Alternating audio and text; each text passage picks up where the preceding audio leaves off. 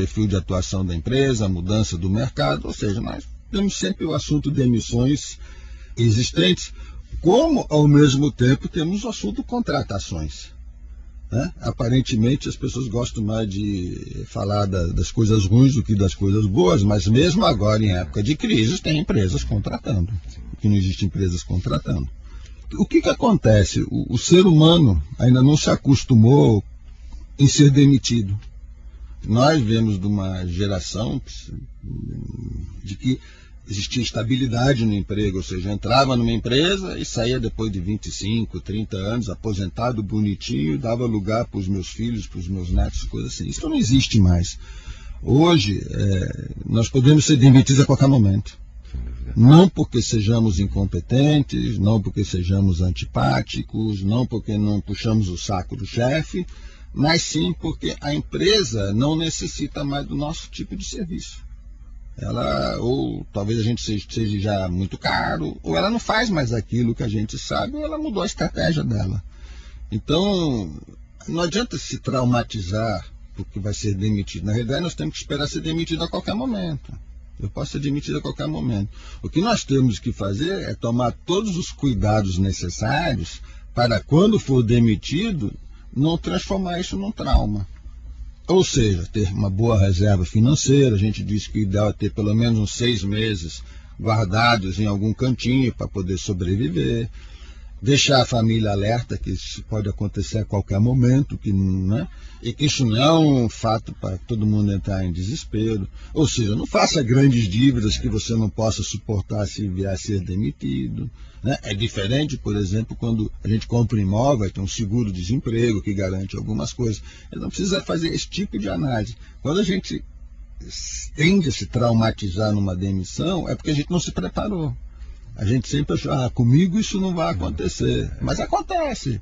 É como um pouco uma comparação assim. Ninguém quer ter infarto, ninguém quer ter derrame, ninguém quer ter doença. Mas se eu não me prevenir, a probabilidade de eu ter aumenta.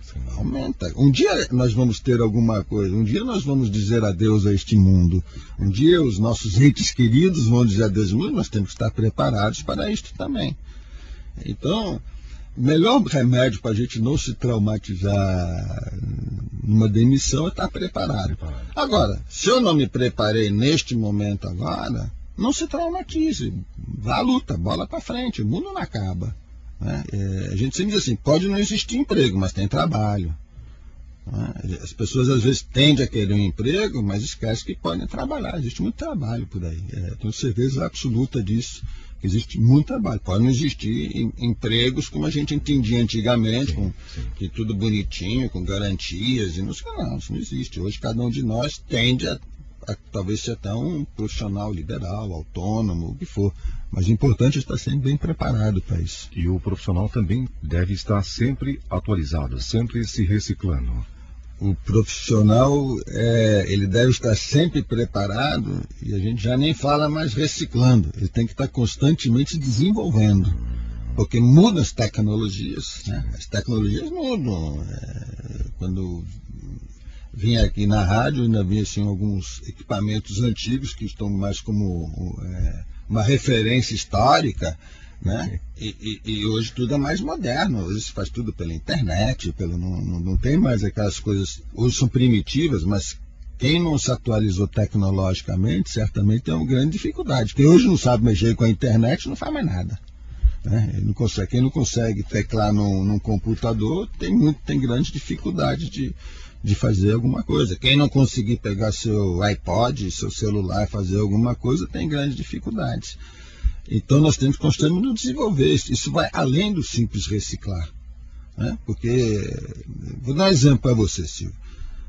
A gente se forma, por exemplo, como eu, em engenharia. E hoje eu não faço mais engenharia.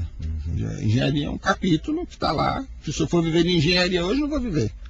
E hoje eu cuido de gente, cuido de pessoas, cuido de capital humano. Então, eu me vi obrigado a me desenvolver nesse sentido. Você pesquisa, você estuda, você faz curso, você faz várias coisas.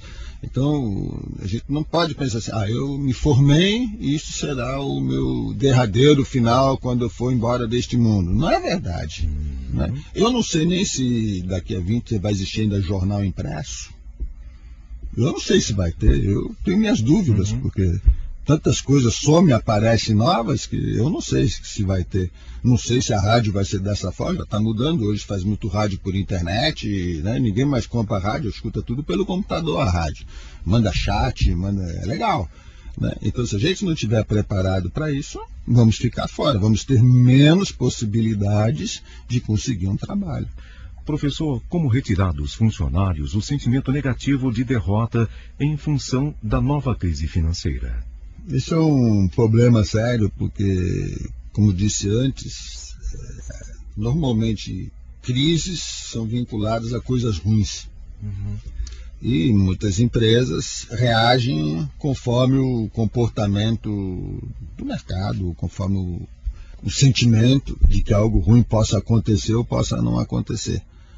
Empresas de sucesso, antes de mais nada, olham as crises como oportunidades, momentos de reflexão para criar alternativas de mercado, criar alternativas de comprar outras empresas, de fazer novos investimentos, de buscar novos caminhos.